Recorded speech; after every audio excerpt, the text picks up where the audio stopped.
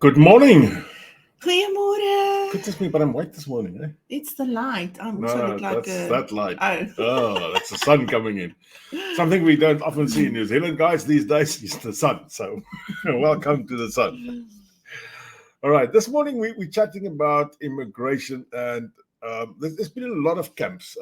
You get basically three camps. The ones that say they want to be in New Zealand and stay here for the rest of their life. You get the camp that say we're in New Zealand, but we want to go somewhere else. And then you get the camp that says we want to go back home. Okay, so let's talk about that question. Will we do it again? And I'm talking solidly about the immigration side of things. Skip what you know now. Mm. Think of 5 years ago, where we were. Will we do it again? Yes, I think we will. I think the same now. Quite a few things has changed, and people sometimes look at the new cost like bringing a container. That has run into crazy prices these days. So a container when we were moving cost us 65,000 rand for 20-foot container, and these days it's around 135,000 rand. Not dollars. I want to keep on saying dollars. Sure. 135,000 rand. It's a big difference. Yeah, it's almost double. It's more. Double. It's more than double. Sure, that's expensive. Okay, but keep in mind, buying your stuff in New Zealand. Will you do that again?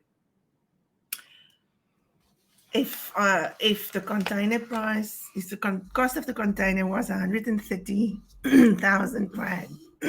Sorry, when we came, I don't know. Probably not. I probably would have taken something smaller. And just bring based on the prices at that stage. But keep in mind, 5 years down the line, bed prices has gone through the roof. You can easily pay 30,000 rand for a bed down here. Yeah, but you know what? Yeah, I don't know if I would. When we came, it made sense because you couldn't set up a home in New Zealand for 65,000 rand. Okay, would you be able to set up a house now these days with 13,000? Let's say $13,000. Let's talk dollars. A double bed will cost you at least $3,000. I don't know. I'm not going to go into prices now. It's a tough one, but somebody has to make the. I would think twice before I bring everything. Okay. And I see some immigration advisors charges $15,000. I've actually heard of somebody who paid $250,000. Rand. Sorry, I'm confused this morning with the rand dollar. Who paid 250,000 rand for an immigration advisor. So it is a lot of money. It's a lot of money. It's a lot of money. I think if things were the way it is now, when we immigrated, we probably would have thought differently about a lot of stuff.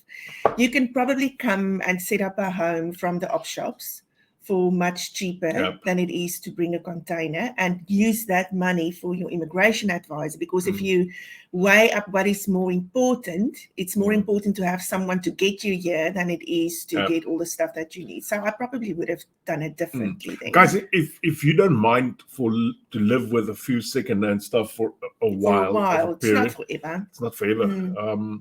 We also arrived. We had a lot of our furniture with us, but she found such bargains, and I'm being quite. Can I be the snob this morning? These were real bargains. If you look at the quality of the wood versus what we would have bought in the store, and these were second-hand stuff. Yep. And they were $5, $10. Yeah. And that didn't go up. The op shops are still very cheap. If you can get it. I see a lot of people are buying from the op shops these days. Yes. So I mean the furniture that there was is scarcer now, but there is still bargains to be had down there. Yeah, I probably would have done that side differently. Yeah, probably. Yeah. I was thinking myself as well. I think you must weigh up what is more important for you and what do you want to spend your money on. Yeah. Because this is all, it's individually. What works for the one doesn't work for the other one. Let's chat about that. You've got certain things that you would have brought, and I've got certain. We haven't discussed this morning yet, so we're going on blind territory. We could have actually have very much the same stuff. For me, or let me start off. What was important for you to bring? Well, we were here to look at prices before we came. Mm. So I knew that I wanted to bring the beds because that was Yeah. really But expensive. that was only on price. On price, Okay, yes. let's say you could not afford that. Oh, just the stuff that I wanted to What bring. was the stuff that you just wanted to bring? I would just bring the stuff that's sentimental to me. Okay. For me, it was my laptops, because that's my business, my computer, my screens. So we probably would have done one of those smaller cubes. I don't know what they call them. Guys, if you know what that smaller cubes names I are. probably would have just brought the stuff that we got from your grandma. Yeah, and those type just of the things. sentimental stuff. Yeah. So if you know what those smaller cubes names are, we probably only brought one of those smaller cubes. So yeah, it is actually, because we keep on telling people, no, bring everything. Yeah, but but actually the prices has gone up. So yeah. I want to be frank about that. You should look at where the bargain is and where the bargain is not. So I didn't know that it went up that much. I was actually shocked the other day when somebody said, what's the price? And the prices kept on coming through, and they were consistently. You sometimes get places who are much more expensive than the rest, but these were consistently 135 plus thousand rand for a 20 foot and about 195 for a 40 foot. So Brian also says, don't bring anything with plugs in that may be older than 2 years, and don't buy new stuff in RSA to bring over. We bought a lot of new things. And we're still using most of that. Yes, we changed the plugs. The only thing that broke was the one ice machine. And the tumble dryer. But the tumble dryer was that second hand or not? That was new. No, it was an old one. It was an old one. And the ice machine I bought from somebody else who was selling this thing. So so that's one thing that we would have done differently. Yeah. One thing that Brian talks about there is changing the plugs over. One thing that we found out, if you have the type of adapters that your computer and laptop uses, those ones that are molded to the plug, you have got a problem. Bring yourself a multi-plug that you can change the plug on the multi-plug, otherwise you wouldn't be able to use that. So we've got a lot of South Africans that we see from time to time, and they don't have those plugs. By the way, we use our multi-plug. It's being used somewhere by a South African somewhere. Yeah. Okay. One thing that you must do, talking about op shops, change your mindset about stuff like that. I know in South Africa, you'll buy from secondhand stores because it's antique. Yeah. The op shops here, it's not antique. It's just secondhand stuff, but in a very good condition. And so just change your mindset about that. I know of a lot of people that even buys their clothes from the op shop. You get clothes there that even they still have the label on. It hasn't been worn at all. So op shop hopping is a big thing in New Zealand. It is. Yeah. Just Trevor saying he will never again immigrate. It's financially and emotionally just too much for him. As I said, there's 3 different groups regarding this. Tom Morton just saying op shops is the excellent place to meet local South Africans. They are always there, he says. And then Petri was asking, do you think it will be worth to bring power tools over? I would say absolutely bring your power tools. If they are in good condition, just bring them and they will work the site, just change the plug again. So I've got a lot of South African power tools, but I bought a lot of New Zealand power tools as well. So yeah, I'm looking at Trevor's comment saying that the cost of living is the second highest in the world and the salaries are too low. Yes, that is true. It is very expensive to live here.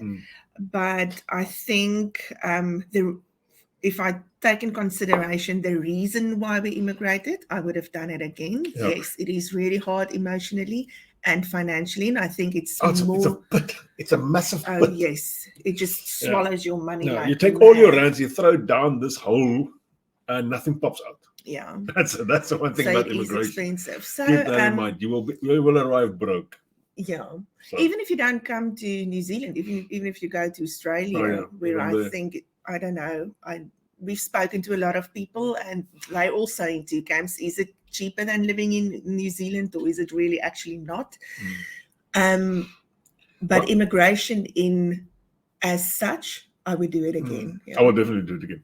I want to talk about Australia, and I've spoken to 1 or 2 Kiwis now that has returned from Australia, and yes, they do have a place in New Zealand to stay forever, blah, blah, blah, but they have come back because of their kids. they do not want to bring up their kids in Australia. That's funny. That was quite interesting because they do say they earned a better salary there and the houses were a bit cheaper. Most of them actually said that the food prices were very much on par with New Zealand. Is it? That was something Okay. that I wasn't ready for. I thought because of Australia being the bigger buyer power. But they said they are bringing their kids back to New Zealand. So I don't know if they could be totally wrong. Yeah, I don't know. I don't know. I don't know. But that is their logic. What is true is that the salaries are higher in Australia. So even if you pay the same for your food and your house, you would still be a little better off than you would be in New Zealand. But we thought about this. We had a conversation around a dinner table the one evening with friends of ours, and we were asking they were set to go to Australia. There were some that were, but we were kind of in two minds. Yep. But I think we came to the conclusion that my biggest problem of going to Australia would be to restart my whole business over there. That's the thing. And starting from scratch. I am settled in New Zealand now, as much as I was settled in South Africa as well. But I don't want to start this whole process over again. No. In that way, Trevor, I feel exactly the same like you. It will be emotionally just too much for me. Yeah. So I don't think I would. I don't never say never, but I don't think I will totally immigrate now again to a different country. Okay. Yeah. As Brian saying, not to sound like a pro Kiwi, I still feel that NZ I get the most from the government for my taxes. Okay. Agreed. One of the reasons why I didn't leave for Oz after receiving the black passports, that's because he gets the most for his taxes in NZ. Yeah. Yep. You see, we know too little about the taxes and the stuff in Australia to really make. Yeah, to make an honest decision about Australia. Yeah. But we are so happy. I am so happy in New Zealand. I really don't think I would want to. And I can promise you, I can see she's happy. So there's no lie about that. Yeah, so yeah. I think I'll just stay here forever and ever. Stick it out. Yeah. So yeah, that's quite interesting if you think about the time difference between here and there is about 3 hours. They're 3 hours behind us. But the shortages that you see in New Zealand is the same shortages that Australia is having currently. Okay. No, let's be quite frank on that. No, I'm just getting back to the topic now. So if you think you are going to immigrate because the stuff is more available in Australia, I think you should probably rethink that side of this topic again. So I'm trying to buy some stuff for myself in New Zealand. I couldn't find it. I couldn't find it in Australia as well. So that just gave me the idea that it's not as rosy as everybody thinks it is, actually. I think we must say that hats off to the people in South Africa that are immigrating at the moment, because things changed in such a way that I know it's more difficult to get into New Zealand at the moment. It is. It was difficult when we came, but it's more difficult now, I think. You feel the same? I especially see the way or the somebody in my profession would have to earn a heck of a lot of money before they are even allowed in. When we came in, we were on the skill shortage list. Isn't it anymore? It's not anymore. Okay. We disappeared soon thereafter. Okay. So yeah, there's a lot of things has changed. A lot of things has become more difficult under labor, and you can ask for Nita. That changes on a, I would say, a weekly basis, rather. Yeah. So it's not as easy anymore, if that is what you want to call it. Yeah, but I would still try. Up. Sorry. I would also still try my best to get out. Yes, yeah. I think I would still try. And guys, I can promise you I won't be going back. There's just no way. So no, I must say that's one thing that never even crossed my mind. When we decided to immigrate, or when I made the decision that I'm now happy with the decision. Once I made the decision, it was just, I told him, I'm not going to come back. So if you don't think it's going to work, we must just stay. And we stayed in New Zealand. Yeah, it's not always easy, but... I hope by next week we can show you our black passports. We have applied, and next week will be 2 weeks since we've applied. And they say it takes about 2 weeks to get your black passports. I applied for my South African passport, a renewal, last year, August. Okay, you think you'll have it this August? and I'm still waiting, and I want to go back to South Africa in March. So I don't have a passport at all. Mine expired. No, you'll have your black passport Yeah, before but that. so Yeah. I will probably get my Because you passport won't be allowed to travel on or your my South African one. passport anymore. No. No, that like I said, that bus has come and gone. By the way, so not a bad thing, but yeah, I just think the black passport opens so many other can I say countries for you without any hesitation. You can get on the plane and go.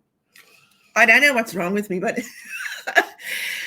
in my mind, I'm like, okay, so where are we going first? It's like I've got that in my mind, so Do you I've too? got a few ideas. It's like I think it's just driving around in New Zealand. I don't know. It's like Thailand is just across the road and whatever. I don't know. In my mind, I'm just kind of not rational at all. Well, the nice thing is if you really want to go to Australia for a holiday or just for a weekend, or want to go and look at the Grand Prix or something in the Opera House, you can walk onto the plane, get off that side, no questions asked. Christu, tell us why you are still thinking about New Zealand. What is it that still bothers you a little bit? Christa's got a job offer, so that's fine. No, so and Brian's saying he will go to ask for a holiday. Yes. Yeah, I would also want to go through to ask for a holiday. Yeah. He says, they wave you through in immigration on city. Not really, Brian. You all stand in a stupid queue and they search everybody. Those Aussies are crazy, man. So Petri Roos saying, I'm still waiting for approval for my work visa. It'll happen. It'll happen, mate. It'll happen 6 to 8 weeks. Currently, it looks like that's a time frame, and it will happen. It looks like they caught a bit of a wake up the last few days or last month, I want to say, and then it goes. Stuff happens a bit faster. So, what else would trigger you to emigrate again? Let's say something. What will trigger you to immigrate from New Zealand? I've run all the scenarios in my head and on paper and I've watched videos about this. Let's say there's a nuclear war. You know what? We're still in the safest place in the world. Okay. We're still in the safest place in the world. I just think if it's really in the recession, it goes down so bad that everybody loses their jobs down here and there's nothing else left, which I doubt it will ever happen. That'll probably be the only reason for me to get out and go and find a job somewhere else. Or I think if all my kids ended up in, say, Australia in the end, I would probably, after we retired, if that ever happens, I would probably then think of going. Yeah, I fully understand what you mean. But the nice thing is, if we in New Zealand, all the kids end up in Australia, it's easy to go. The plane. Yes, it is easy to on the go. Plane. Yeah. It's cheaper to fly from here to Australia than to fly from here to Christchurch or Queenstown. I mean, flight prices in New Zealand is just ridiculous. So, Brian saying, I'd leave for a place with more fish. Brian, you should use 2 hooks on every rod. That normally gives you more fish. We were out this weekend and I caught 2 massive kawai on the same rod. So, it sometimes happens that you're lucky. Let's go to the emotional side. Okay, but at least I know I don't have to go through it twice. Yeah, and the sun is shining in your eyes. Yeah, but that's okay. I'm just kind of bending down. If I think of what immigration did to me emotionally, I don't know. That stage, if I knew where I was going to end up because of immigration, I would probably about a year in South Africa. Yeah, about a year before. I would probably think twice. But that's a good thing because you didn't know. I didn't know. That was a good thing, actually. Yeah. So I think that's probably why I really don't want to do it again. Okay, just the emotional side. Just the emotional side. Not the cost, not everything else. For me, it's all about what the toll it takes on you to immigrate. But I am so glad that I did it. There's somebody that says, They will immigrate if Jacinda is Prime Minister again. I'm aware. I fully understand where you're going with this. We'll have to see. After 13 years in New Zealand, I moved to Sydney. I rushed back to NZ after 9 months in Sydney. Really? Please tell me why. Why? I need to know why. Come on, Facebook Yeah. user. I need to know why. What was it? Just your emotions, or was it the money, or was it the houses, or the Aussies? Somebody actually told me yesterday. I asked them once they get the citizenship, are they leaving for Oz? Because I know he's a lot got, of people do it. yeah, and he said, nah, he hates the accent.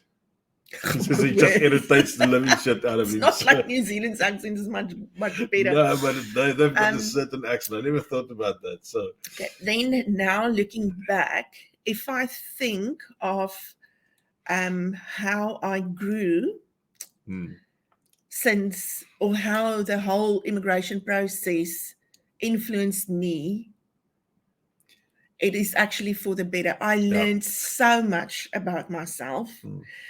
Things that I never thought I would be able to do, I did. and she's actually a strong woman, except the fact that she pots me in the night. Yeah, but you things that you never thought you'd be able to do, you just do it. Yep. And I think it made me stronger. Emotionally, I think I'm stronger, and in other senses as well. I just think it made me a better me. Okay, I don't know if I can put that. Thanks for your honest answer on the reason why you moved back to New Zealand. But okay, he said I can probably translate that to English as being Australia is shit. Yeah. Okay, that's one person's opinion. that is busy, too populated, hot as hell, very materialistic. The people are harsh. New Zealand is a gentle island. New Zealand is That's gentle. an interesting one. I actually thought about the hot part as people going there. I know. I heard a lot of stories about that. People go there for the heat, and people come here for the better climate. Yeah, but the thing is, I think a lot of people were missing the heat. Why? Some people just come from places like like Kakamas and Uppington and those places. Chris is saying he was in New Zealand for a month, and he would say that it would be better to come and check out New Zealand first. We did that for 2 weeks. Yeah. We were here for 2 weeks to just get a feel of what New Zealand is like, and we were Morning from pleasantly pleasantly surprised. Yeah. On other channels, Petri just saying it is stressful and emotional training, not to talk about the bank accounts. And I am not even in New Zealand, but Napier, we are on the way. Mate, Napier is a beautiful place to come and live in. Really, really, you'll be surprised. Yeah. But yeah, that is my I second know, choice. The emotional draining side, nobody can hard. do anything about it. The Yeah. financial side is one of those things. It just happens. It just costs money and money and money. But I think you must just come with no expectations. Just come.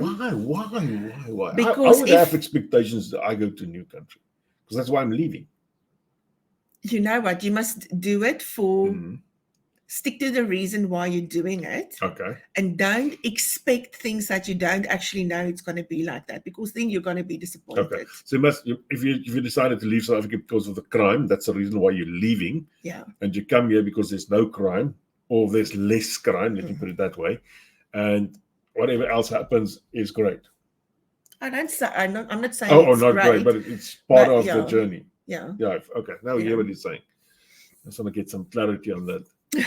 Sometimes you talk in riddles to me. Okay. But that's a female thing.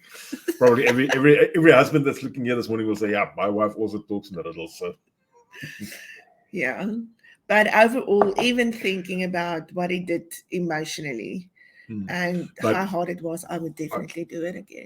I can say the wife I had in 2016 versus the wife I had in 2017, because that was a major change in our lives. And the wife I have today is 3 different wives. So which one do you prefer? Should we get a divorce? If you're marrying a different woman. Yeah. I don't know which one I prefer. It just got a good side and a not so good side. I gotta be cautious to what I'm saying now. Yes. Now, let me rather say it otherwise. Each of those three persons, and it's total different persons at the end of the day, had a soft side and a harder side. Mm. And each of them changed. And I think the emotional factor coming from 2016 to what happened to us in 2017 to where we are today, that just blew my mind to see how much you have grown. Mm. You have not fallen back in life. You have really grown. So please note, there's no reason for you to say you've outgrown me or stuff like that. All right.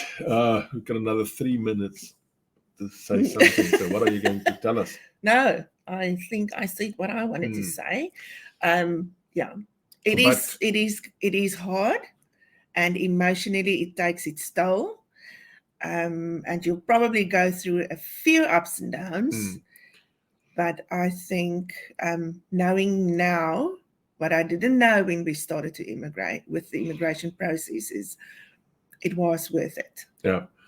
Just Brian said a good point about the wives. I've found that my wife is more independent in New Zealand. Yeah. I worry less about her going out alone, even girls' weekends. That is really so. Mariska would not leave our suburb without me taking her there. It placed a strain on me because I had to take time off my work just to get her to different shopping centers and so forth. Not that I ever complained, but it was the way that we worked down in South Africa. And these days she'll take the car and say, I'm going to Hamilton. And that'll be hour and a half drive. And I'll be, good, whatever. No. Doesn't worry me, doesn't worry her. And she would have never done this. She would have never done this in South Africa.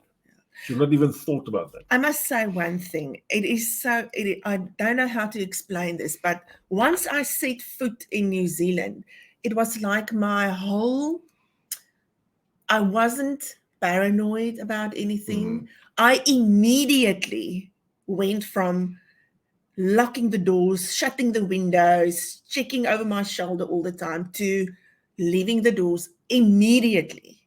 It took me a year. It took him a while, but I was immediately in a totally different mindset. I would get in the car and not be worried about the traffic, not be worried about people hijackings and whatever. I was just immediately and these days, in a different mindset. When I see new South Africans, I see myself in them. I was so in the fight and flight mode. Yes. When I arrived here, I was fight or flight mode. I was think always it ready took for the a men fight. probably a little bit longer. So, these days I'm told life goes by. I love it. Yeah. And all the South African stress is out of me, to be quite frank. I'm glad about that. I think the reason, or one of the reasons as well, is I know if I drive somewhere, even if it's to Auckland or wherever where it's a little further, if something happens to me on my way there, I can actually pull off on the side of the road and nothing's going to happen to me. And you can stop the next car and they won't hijack, steal or rape you. Yeah. And life goes on. And if anything happens in this island, which doesn't often happen, everybody is in on it, and Facebook is inundated with all, and it's just been absolutely crazy. So I must say, if only for this reason, that I'm so much more relaxed and so much more content, and I would do it again. I'm thinking actually it doesn't do our bodies good to be in that fight and flight mode 24/7, because you have to be. If you're not in fight and flight mode in South Africa, you're going to be the next crime victim. I'm being quite frank. Sorry about that. Yeah. And in that lovely note, it's time to say goodbye to the people. So good luck to everyone that still has to make a decision. Yep. Guys, if you're still struggling about the decision, it's something that only you can do. Yeah. Neither me or Mariska can swing your mind around this, but I can only tell you about our experiences. And in New Zealand, we've had wonderful experiences so far. Yeah. And we've been here for nearly 5 years. Will I do it again? Yes. Yeah. All right. See you all next week, same time, same place. Bye-bye. And good morning, class. Lost. Our class has joined us. Oh. Okay. See ya. Bye.